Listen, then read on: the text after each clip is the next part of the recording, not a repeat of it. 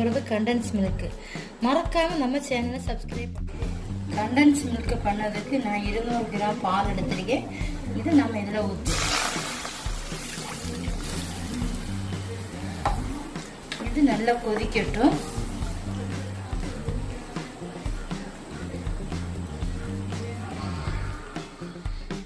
பால் வந்து நல்ல கொதி வந்துருச்சு. இப்போ நம்ம சிம்மில் போட்டுடணும். போட்டதுக்கு அப்புறம் வந்து 200 கிராம் சீனி நம்ம போட்டுறணும். அதனால நான் வந்து 200 கிராம் பால் தான் எடுத்திருக்கேன். அதே டைம்ல வந்து 200 கிராம் சீனி எடுத்தா போதும். நம்ம இப்போ அதையும் போட்டுடலாம்.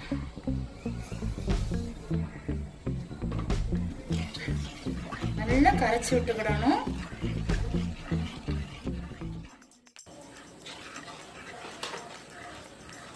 ஒரு 3 மினிட் வந்து கை விடாம இலக்கிட்டே இருக்கணும். அப்பதான் வந்து அது அடி பிடிக்காது. அது வந்து கண்டன்ஸ் மில்க் அந்த அளவுக்கு கரெக்டா வரும். கொஞ்சம் கிளறிட்டே இருக்கணும். அப்ப அது வந்து கொஞ்சம் குறுகி வரும். அந்த டைம்ல வந்து நம்ம வந்து பேக்கிங் சோடா போட்டுடலாம்.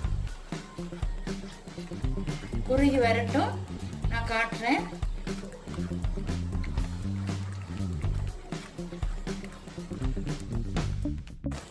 இப்போ வந்து கண்டன்ஸ் மில்க் ரெடியாகி வந்துட்டே இருக்கு. இப்போ கொஞ்சம் தான் குறுகி இருக்குது. கொஞ்சம் கூட ஒரு 10 மினிட் கூட கிடக்கட்டும். அப்போதான் அது கரெக்டா வரும்.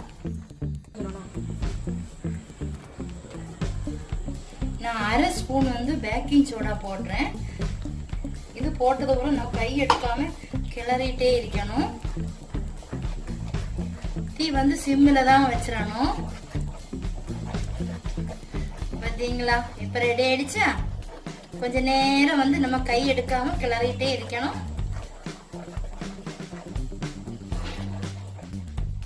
நம்ம இது வீட்டுல வெளியில இருந்து வாங்குறதுக்கு நம்ம வீட்லயே ரெடி பண்ணி வச்சுட்டு நம்ம வெரைட்டியே செய்யலாம். இதெல்லாம்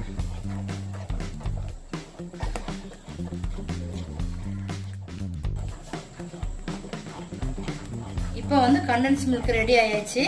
அது வந்து நம்ம அடுப்புல இருந்து இறக்கு உங்களுக்கு கன்ஃபியூஷனா இருந்துச்சுன்னா நீங்க இப்படி வச்சு பார்த்தா போதும் ரெடி ஆயிடுச்சா அப்படின்னு. இந்த லைன் வருதா அப்படின்னா உடனே ரெடி ஆயிடுச்சு. நம்ம வந்து கேஸ் ஆஃப் பண்ணிடலாம். എന്നിട്ട് ஒரு பவுல்ல வந்து நம்ம ஊத்தி ஆற வச்சிடலாம். கண்டன்ஸ் மில்க் ரெடி ஆயிடுச்சு. நீங்களும் உங்க வீட்ல ட்ரை பண்ணி பார்த்துட்டு கமெண்ட் பண்ணுங்க.